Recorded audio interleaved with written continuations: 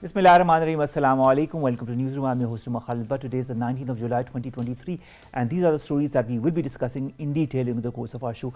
We'll begin with the whole Cipher issue and the statement of Imran Khan's former principal secretary who has made startling revelations about and around this Cipher. The statement terms the US Cipher conspiracy used by the former Prime Minister to manipulate for creating a narrative against the establishment and the opposition. The fact remains that using strategies to build a narrative against another country or against the foreign policy of Pakistan or against Pakistan's national politics is a huge crime, and also, as per Mr. Tarar, against the Official Secrets Act.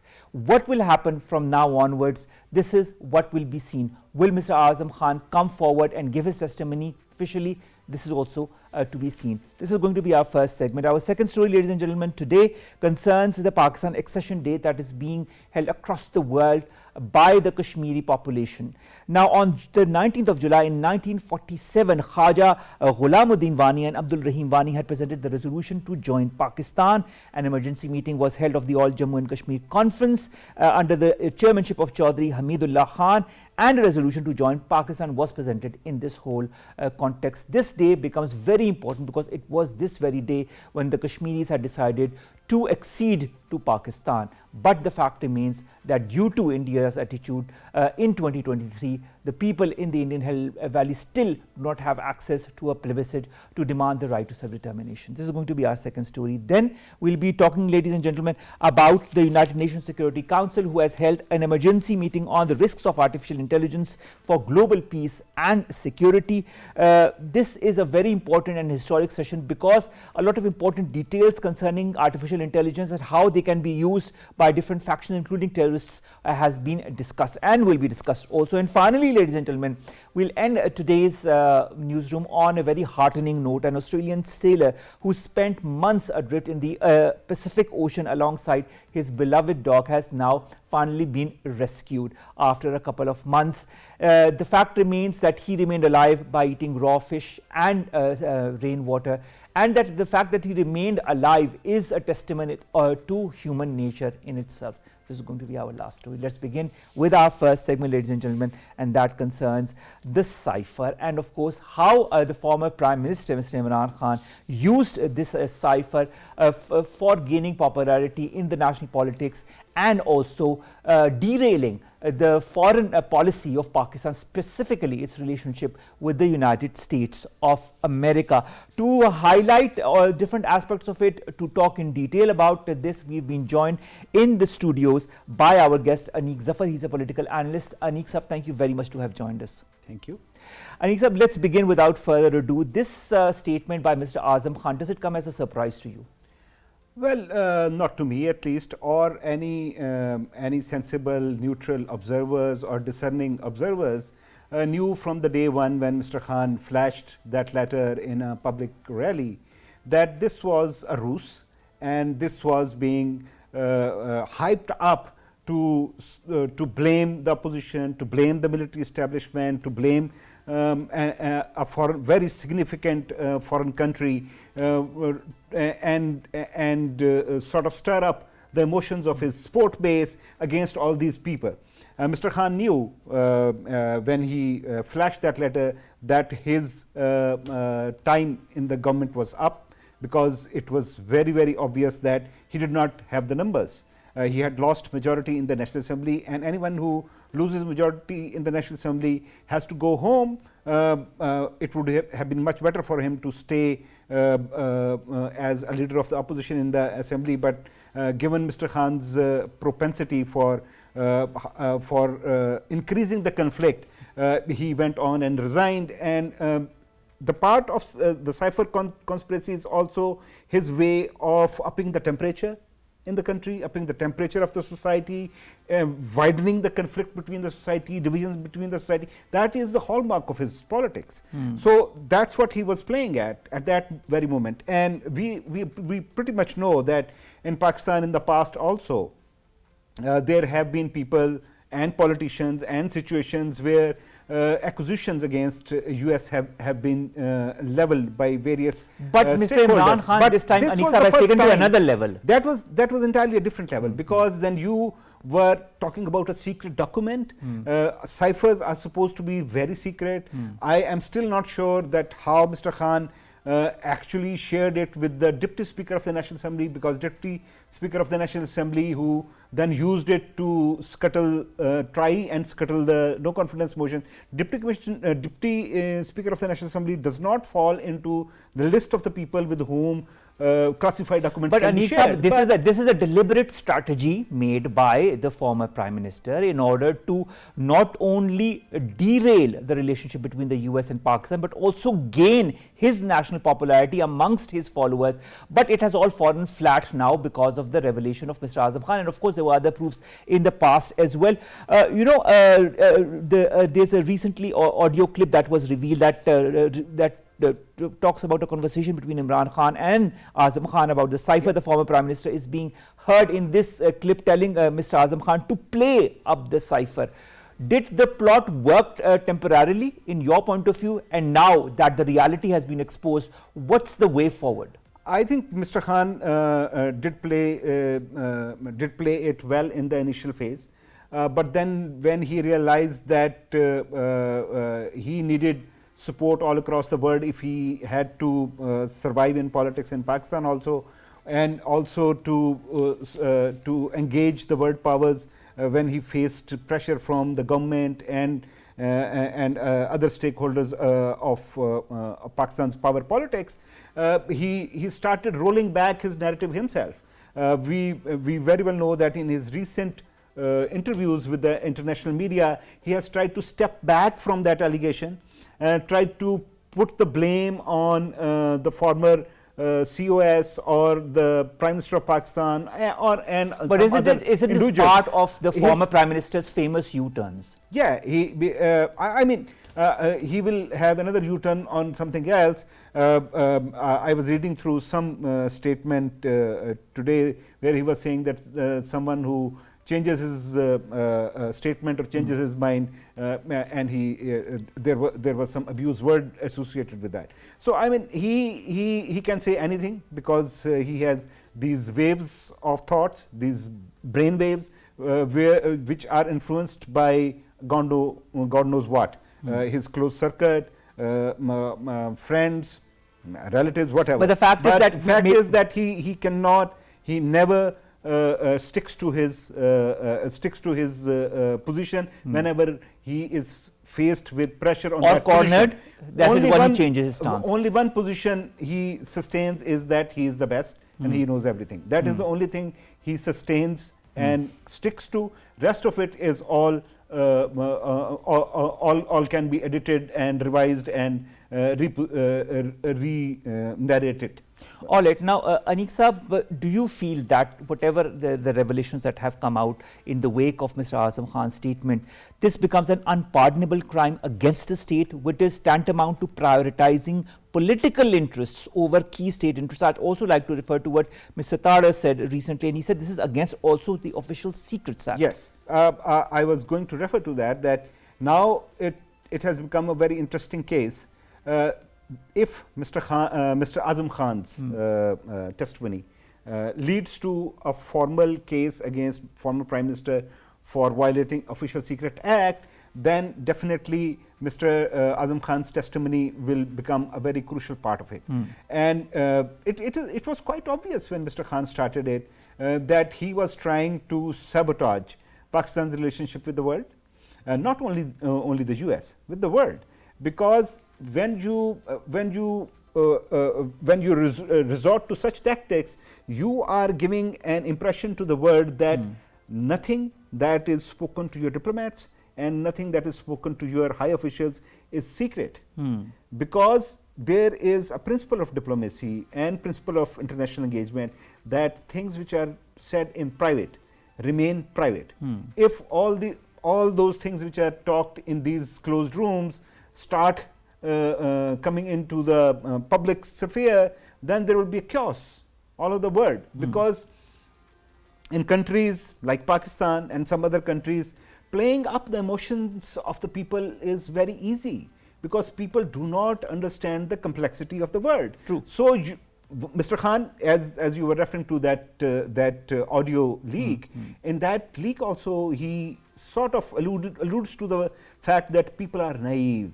People don't get to. But that is what they have done. They have used the people so on the pretext of false knowledge or false information. Yes, that naivety has always been used by Mr. Khan to perpetuate his narrative, which mostly is based on falsehood and some wild imaginations. Sometimes I don't understand that from where does he get that. But you know, Aniq Sahab, the fact remains that not only has he damaged our national politics and the minds of millions of youth, but the fact also remains that he damaged the relationship between the Pakistan and the United States of America. Not only one country. Now, I'd like to refer to US official Elizabeth Horst, that has again publicly defended Assistant Secretary of State Tolan Lu, the famous man who was, of course, quoted by Mr. Imran Khan, and termed the allegations against him entirely false. How much damaging was his whole conspiracy by the former Prime Minister on Pakistan and US relations?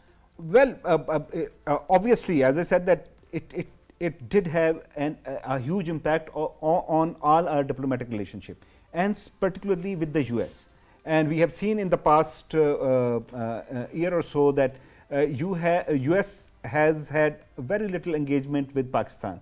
The new leadership in Pakistan, Prime Minister Shahbaz Sharif and Foreign Minister Bilawal Bhutto have somewhat repaired the relationship, and that ultimately resulted into some help from the US in getting us IMF deal also. And other Western countries. The fact is that two countries that have had a working relationships in decades, you cannot damage it on the pretext of your national politics. Yeah, of course. That is a very, very crucial point, that all political stakeholders must understand that the interest of Pakistan, its international relations, are much larger than an individual's political gains or losses. Do you also feel that now that this investigation into the cyber conspiracy or a probe is going on, this will also provide an opportunity to address the disinformation about the US role in Pakistani politics? I hope so. I hope that the government and other stakeholders can use this opportunity to dismantle that narrative that was built for good 5 to 6 months by Mr. Khan and his team. And I am also looking forward to, and I am also suspecting that perhaps Mr. Azam Khan will be coming up with more testimonies also, not only with this testimony. But you know, he was very close to the former Prime Minister. So I think that his testimony will be very important because of his closeness to the former Prime Minister. That is the most important testimony, because if you see in the past, many principal secretaries of the Prime Ministers had been accused of various corruption or other irregularities and all that, because principal secretary is the one who executes the orders. So if your principal secretary turns sort of an approver against you, then you are in thick soup. Now, Aniq Sahab, I'd like to refer to one part of the statement of Mr. Azam Khan, and he said that the former Prime Minister called a meeting which included the then Foreign Minister and the then Foreign Secretary, who would then tell him the minutes of the meeting, as the PTI chief had lost the original copy of the cable. Quote unquote, lost the original copy of the cable.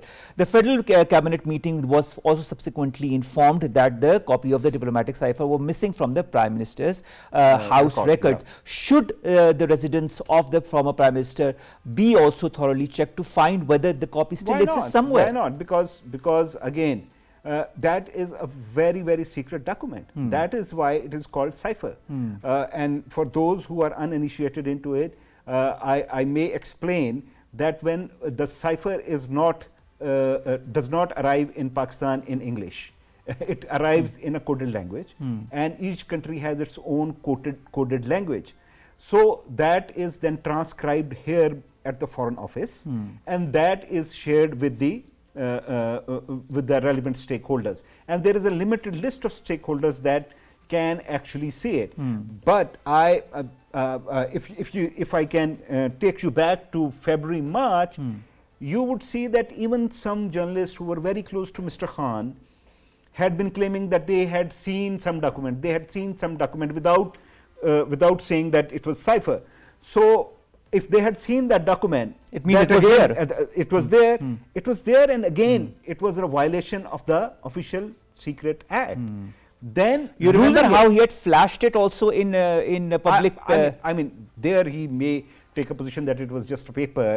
Again, but he was playing on the naivety referring of the people. to the Cipher. Again, playing on the naivety of the people. But the actual document, the Prime Minister and his staff are responsible for keeping it safe. If it is lost, one should investigate that where did it go. It cannot go into a waste basket. No, it cannot. Right? So either it is being kept to be used at some later stage, okay, or the whole conspiracy was hashed around it so that on one hand the fingers would not be pointed at the former Prime Minister that he has had it, and it is not against the Official Secrets Act, but at the same time the details will be revealed in such a manner that it would go for his national politics and against Pakistan-US relations. Well, Aniq Sahab, I'd also like to refer to something else. Interior Minister Rana Sanaullah Sahab also had a press conference in which he levelled allegations on the former foreign minister also, he said, who was fully involved in this crime. Now, what should be the legal action against the former Prime Minister, the former Principal Secretary to the Prime Minister and senior ministers, including the former foreign minister, in case more revelations come out, in case more proofs come out? I think if we go back, former foreign minister has already sort of distanced himself from that.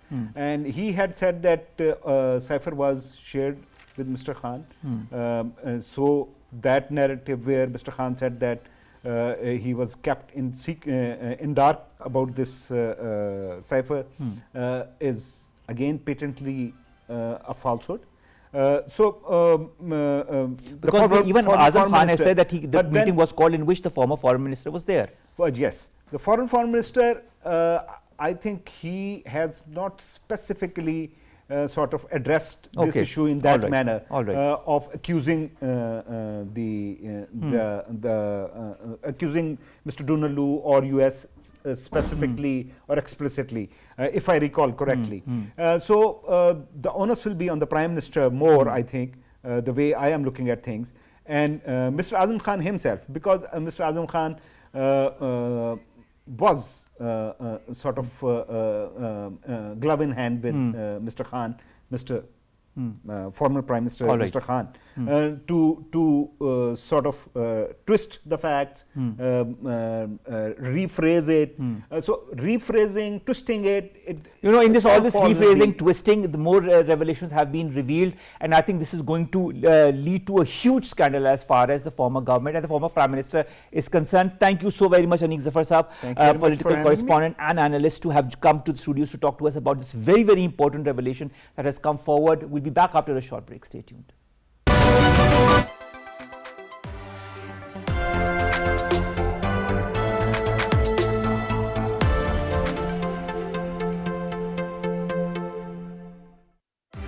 Let's come to our second segment now, and that concerns the Pakistan Accession Day that is being celebrated across the world by Kashmiris. Because on this very day in 1947, Khaja Ghulamuddin Wani and Abdul Rahim Wani presented the resolution to join Pakistan. More in the following report. 19th of July 1947 is an important day in the history of Kashmir, when Kashmiris, while rejoicing the creation of a separate homeland for Muslims, also associated their fate with Pakistan. Kashmiris on both sides of the LOC and across the world are observing the accession to Pakistan to renew their pledge to continue the struggle for freedom from Indian occupation and complete merger of Indian illegally occupied Jammu and Kashmir with Pakistan. Back on 19th of July 1947, genuine representatives of the Kashmiris unanimously passed a resolution of Kashmir's accession to Pakistan Pakistan during a meeting of the All Jammu and Kashmir Muslim Conference. This historical resolution thwarted the nefarious plans of Indian and British rulers against Muslims. It was a political move taken even before the emergence of India and Pakistan as two separate states. It's the first proof against the lies that India is fabricating against the illegal annexation of Kashmir. An analytical report released by Kashmir Media Service revealed that over 500,000 Kashmiris have laid down their lives for Jammu and Kashmir's freedom movement from Indian occupation and its accession to Pakistan during the last over 7 decades. International community has to take cognizance of war crimes being perpetrated by Indian troops in the internationally recognized disputed territory of Jammu and Kashmir and help resolve the Kashmir dispute as per the Kashmiris' aspirations and the relevant UN resolutions. Dr. Waqas Ali Kausar, expert on international relations, joins us online. Dr. Waqas, thank you very much to have joined us. How important, how significant is this day in 2023? Thank you very much for having me. I mean, this day, I mean, when the resolution of accession was passed, we need to understand one important thing, that it was passed around a month before the partition of Indian subcontinent. So making it more, a strong case that there were visible chances at that time and indications and the variables that, as per the partition plan, that the people with the Muslim majority state would go to the Pakistan and the other the Hindu majority go to the India. So I guess the significance of this day is very much there, because I guess the whole edifice of this freedom struggle was built around the very foundation that people. It was also reflective of the will of the people at that time, and this gave a lot of strength to the people, that people of Jammu and Kashmir, state of Jammu and Kashmir, have the right to decide their future, because at that time the political leadership of Jammu and Kashmir at that time, particularly in Srinagar when this resolution was passed, they had some understanding and reservations that things might not go as per the decided plan. So I guess this has a very useful, and this is very useful and has a very long-term implication for the freedom struggle. Second is that, of course, it has certain backgrounds. Let's suppose, I mean, the decision was made not only based on just one indication or variable, but it was on the basis of language, geography, political, economic, and many other factors, because state of Jammu and Kashmir even then was very much deeply embedded with this part of Pakistan, particularly if we see that. So historically, there were many factors that when the people of Jammu and Kashmir, the representatives, actually the actual representatives at that time, decided about Pakistan or their future particularly. Second is, I guess, this also over the period of time proved that the struggle of people of Jammu and Kashmir is there. It has a very strong foundation. The political question has to be answered, and these questions remain there. So in the whole scenario, if you see that the state of India, particularly after 370, 35A, doing all these things with a lot of crackdown and human rights violations, they didn't manage to solve this particular issue. So I guess one needs to respect the aspirations of the people and give them chance, particularly agreed by United Nations Security Council resolutions agreed by both India and Pakistan about right to self-determination of the people of Jammu and Kashmir. So I guess this has a lot of significance, which over the period of time we have seen that generations over generations are asking for their fundamental right and challenging the forcible occupation. Generations after generations, you yourself say, are asking for their right to self-determination. They are asking for their right to accede to whichever territory they want to. But the fact remains also that since 1947, since today, when the Kashmiris had decided to accede to Pakistan, their right to self-determination has been constantly denied by India. We are here in 2023, and we know about the tens of thousands of killings, the custodial killings, the rapes, the abductions, the putting in jails of all the leaders, the muting of the voices, the internet clampdowns, and the list goes on and on. I mean, when is it all going to end? I mean, this is a serious question. I mean, this is a question to the international community as well, that to what extent, I mean, if you see the trajectory of this tyranny we see against the people's right and legitimate struggle, this over the period of time has increased. But on the other side, it has not bear any fruit. the occupier. I mean, if you see that uh, the political struggle of the people of Jammu and Kashmir is very much intact and there. I guess many reports, independent analysts, and all are within even India. The senior voices over there are also openly saying that the people of Jammu and Kashmir have totally, you can say, boycotted, or the Indian state has failed them. Particularly, they use the word. So I guess there's a realization, there's a greater realization. But the problem on the other side is that what we have seen, that international community, the United Nations, and other bodies as well should see Kashmiris as legitimate, I must say, actors. People, those wishes should be respected. And I know this is very discouraging and disappointing to see that over the period of time, the human rights violation has increased. If you see, the political solution has not come. If you see, the engagement is not there. But the solution from the force, from the brutal occupation, it didn't come also. So the fundamental question is that how long the development of this entire region will be hostage to the one conflict, particularly. And I guess this is time when world must realize that the Kashmiris are the actual stakeholders of this conflict, and then their aspirations must be met. They have to create and enable processes through which they can I guess voice their opinion, and they can be given a chance to say to right of self-determination, whatever they want to choose. But I guess this is time one must. Waqas, if you can hear me, another important perspective is also what the international law says about it all. Although a lot of countries are not saying anything about the brutalities or about the rights of the Kashmiris, but the fact remains that all of this has been done under a certain perspective of the law. What does the international law say about the decision that was taken by the Kashmiris on this very day in 1947? See, the question is that it was, if you see that, there was a very famous Punch uprising after the partition, after this, if you see that, the resolution. Why? Because there was a people rebellion against the occupier at that time. And then if you see that, there was United Nations resolution, Security Council resolutions on Kashmir, jointly agreed by India, Pakistan. Now, it has, of course, a very strong legal stature. Sadly, the bodies like United Nations, Security Council, maybe Human Rights Council, and other, over the period of time, they could not exert the pressure. I mean, they of course have to speak to the countries, and the onus of the responsibility also lies towards the countries, responsible countries, particularly like India, to agree to their international commitments and the standards that they have to follow that. I mean, look, in a democracy and in a globalized world, you cannot pick and choose things. The human rights of everyone should be respected. So in my opinion, I mean, of course, there is a crisis of the international bodies right now, that they are unable to implement, or they're unable to create an environment where they can, I mean, sort of compel nations to abide by the international law or the standards of human rights, or the fundamental self-determination particularly.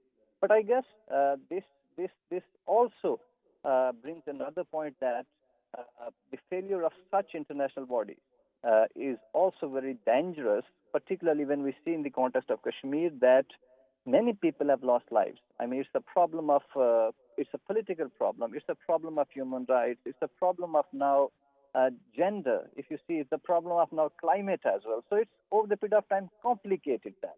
So it's the right question should be, I guess, if we see that, if the international bodies are failed, and then who will be the responsible for all these things? Because the conflicts are complicated over the period of time, particularly if you see the Kashmir, the generations have lost their lives and their hopes now as well. So their socio-economic, political landscape has been severely damaged. So I guess... Final question, Waqas, final question. Which organization can really press India about holding a plebiscite before they change the complete demography of the region? Is it the United Nations, is it the OIC, is it the SCO, or some other organization? I guess fundamentally, United Nations Security Council has passed resolutions on Kashmir, so the onus of responsibility lies on them. One, that they have to enable, they have to create a process, they have to enable Kashmiris particularly to help them articulate their aspirations, one. And second, of course, the organizations like OIC and other international bodies. I mean, it's not about a particular community. The question is that you have to stand with the fundamental principles that all of us agreed in a global world. So I guess it's a collective responsibility, and more lies towards the occupier, particularly when you want to become, a nation, call yourself so-called biggest democracy. You have to follow the rules and principle of the game. Otherwise, you can't pick and choose human rights situation. You can't pick and choose things based on your own benefit. I guess it is the collective and shared responsibility. I must reiterate once again that one has to understand that the aspirations of Kashmiris have to be given space, and they must be given chance. You can't lock down all political leadership. You cannot squeeze civil society space, and then you can claim that you're a biggest democracy in the world, and then you hold a controversial G20 summit in a place where you have more than so many things that have been happening that are against human rights and against their laws, but then the responsibility, the onus remains on important players, global players and important organizations like the United Nations to pressurize India to hold a plebiscite before India changes the whole demography of the region. Thank you very much, Dr. Waqas Ali, Kausar expert in international relations, to talk about this very important day, that is the accession to Pakistan Day, that is being observed across the world by the Kashmiris, because it was on this very day in 1947 that the Kashmiris decided that they wanted to accede to Pakistan. I hope the world is listening. Let's come to our last two stories very quickly. The first is on the United Nations Security Council meeting on risks of the artificial intelligence. They held a meeting on this for global peace and security. Of course, this session was important in the whole context because it pointed to the potential use by terrorists, criminals and governments, causing horrific levels of death and destruction, widespread trauma and deep psychological damage on an unimaginable scale that could be done by artificial intelligence. Secretary General Antonio Guterres warned the Council that the advent of generative artificial intelligence could have very serious consequences for international peace and security, and this has been voiced by many other experts across the world as well. I hope that the world is listening, that the important organizations that are promoting artificial intelligence are also listening, that there needs to be a certain cap, a certain red line that should not be crossed when it comes to AI. Finally, ladies and gentlemen, let's end on a warm note, on a humane note, and let's talk about this Australian sailor who spent months adrift in the Pacific Ocean alongside his beloved dog, and of course was finally rescued after months being adrift in the Pacific Ocean. He recounted his ordeal on during this various months, where he survived on raw fish and rainwater and finally made it on a dry land. Timothy Lindsay Shaddock, he was 54 years of age, and his companion Bella, the dog that accompanied him during all these months of being alone, were rescued after 3 months at sea by a Mexican tuna trawler. Mr. Shaddock had set sail on a lengthy fishing expedition from the Sea of Cortez, also known as the Gulf of California. The ultimate destination was to reach French Polynesia, which was a voyage of 6,000 kilometers, but his ship was damaged by a storm several weeks later, and he was left adrift. As you say, where there's a will, there's a way. There is no level to which, human survival can not happen, and this is just one example of that. On that note, we end today's newsroom. We'll see you inshallah tomorrow with new story segments that pertain to you, us and Pakistan alone.